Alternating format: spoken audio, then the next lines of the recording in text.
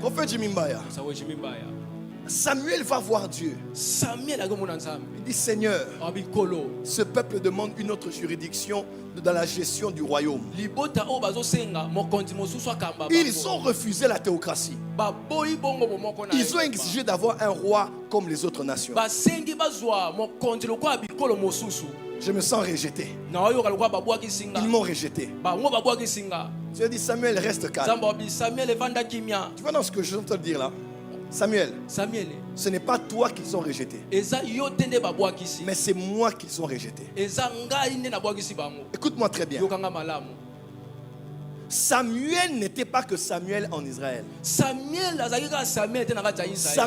était la présence de Dieu en Israël. Quand tu rejettes Samuel, tu rejettes Dieu. Écoutez-moi très bien.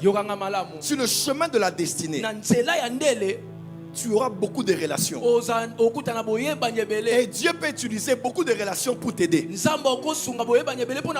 Mais par rapport à la destinée, une relation n'est pas forcément une aide de destinée.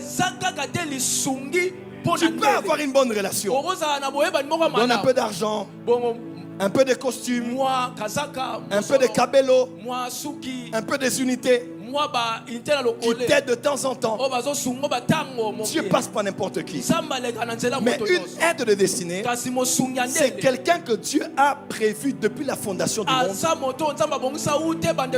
Quand il traçait le chemin de ta destinée, il prédestinait des hommes et des femmes dont la vie serait attachée à cette destinée. Donc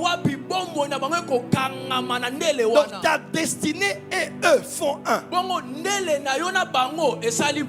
Ils ne peuvent pas vivre une bonne vie s'ils n'interviennent pas dans ta destinée. Et ta destinée ne pourra jamais arriver à 100%. Tu ne finiras jamais ta mission avec succès si ces personnes ne sont pas là. On les appelle les aides de destinée. Il peut ne pas être de ta famille. Il est une aide de ta destinée. Il peut être chrétien ou païen. Dieu parle de Sirius. Il dit mon oint et mon serviteur, il accomplira toutes mes volontés. Dieu peut oindre un païen. Le païen n'a pas le salut. Jésus n'est pas en lui par le salut. Mais la